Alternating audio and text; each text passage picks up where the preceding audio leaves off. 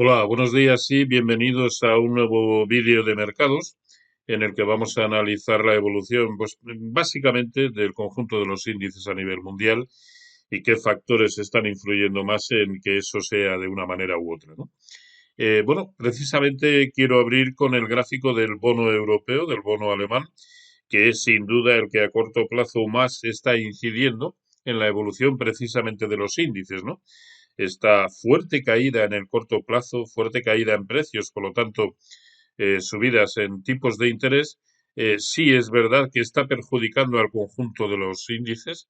Ahí tenemos las caídas que presenta el propio DAX alemán, pero a fuer de ser justos, lo único que hemos visto ha sido un doble máximo en el máximo histórico anterior, el que había alcanzado a mediados del mes de noviembre, y desde ahí está cediendo. Ni siquiera podemos decir en absoluto, no aún, que sea un doble techo, para nada, ¿no? Es un doble máximo, pero ojo, es que ese doble máximo de momento ha derivado en unas correcciones durante la semana pasada que ni siquiera lo han llevado a buscar el primero de los niveles de corrección proporcional de Fibonacci a lo que fue el último impulso. Por lo tanto, en absoluto cabe hablar de nada dramático ni nada semejante, ¿no? En el caso del K40 incluso veníamos de niveles sensiblemente superiores por cuanto era el único de toda Europa que sí había sido capaz de volver a conseguir un nuevo máximo histórico e incluso de permanecer 3 jornadas con hueco incluido al alza durante 3 jornadas de permanecer por encima. Y fíjense que ahora mismo lo único que ha hecho ha sido buscar el máximo anterior, el de mediados de noviembre, que es exactamente lo mismo, o donde, digamos, se tocó con la zona que se topó el DAX alemán y está justamente ahí, sin haber ido a buscar ningún nivel de Fibonacci al último impulso. Por lo tanto, una buena evolución. A ver, que por buena habríamos entendido seguir subiendo, sí, pero vamos, las caídas que en absoluto cabe calificarlas de dramáticas, ¿no? El Eurostoxx 50, ahí lo tenemos, prácticamente ha visitado los máximos también de mediados de noviembre, pero en las sus siguientes correcciones aún no ha ido a buscar ningún nivel de Fibonacci, ¿no?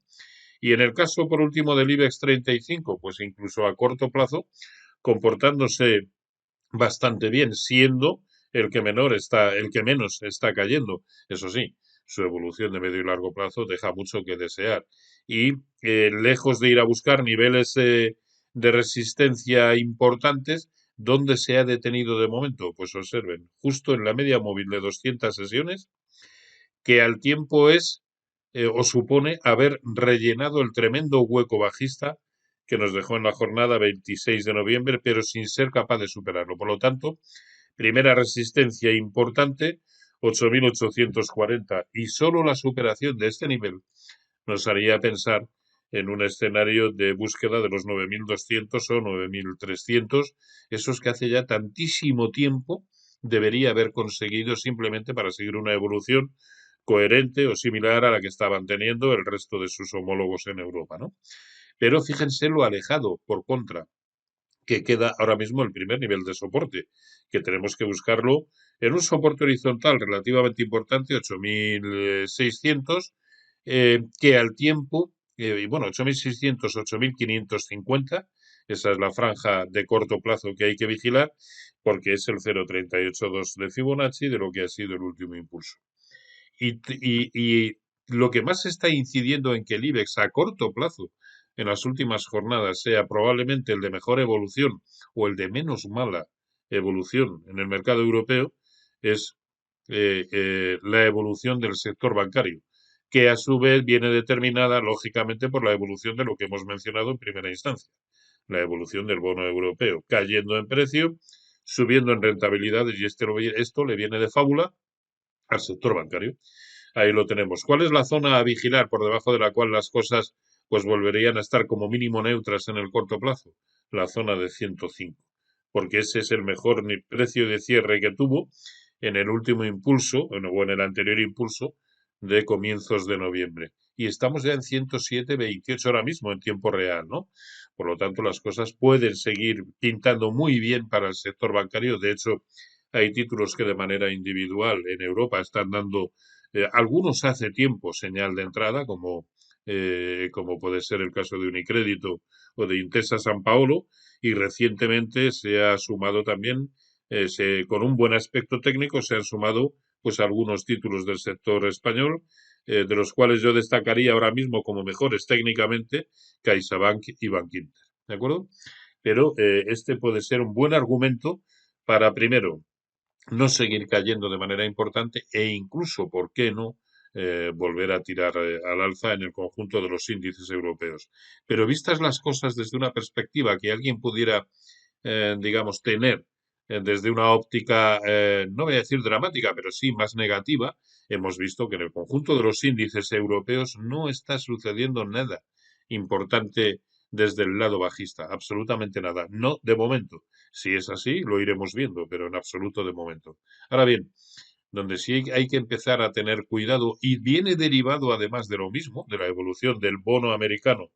Fíjense qué caídas tan importantes en el corto plazo en precio, en el bono americano, y esto sí está incidiendo en que los valores que más están sufriendo esta supuesta cada vez más próximas subidas de tipos de interés, quienes más lo están padeciendo son los valores o los índices que agrupan a los valores growth, los valores de crecimiento, y aquí tenemos al Nasdaq 100, que en el fondo, evidentemente en el corto plazo lo está haciendo peor que la gran mayoría, pero fíjense que de momento lo único que ha hecho ha sido buscar por tercera vez el soporte que presenta la zona de 15.500 puntos aproximadamente, sin de momento haberlo roto. Observen que en ese nivel, 15.550, en ese nivel también coincide o es tangente con la directriz alcista que guía todo el movimiento desde finales de septiembre y que al tiempo, y esto probablemente es más importante,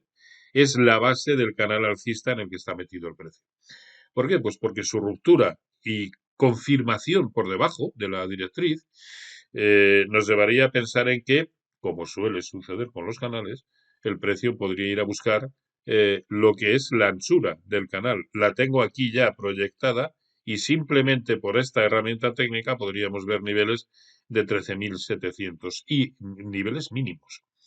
Y evidentemente esto sí alteraría el escenario no solamente de corto plazo, sino también de medio y quién sabe si de largo plazo.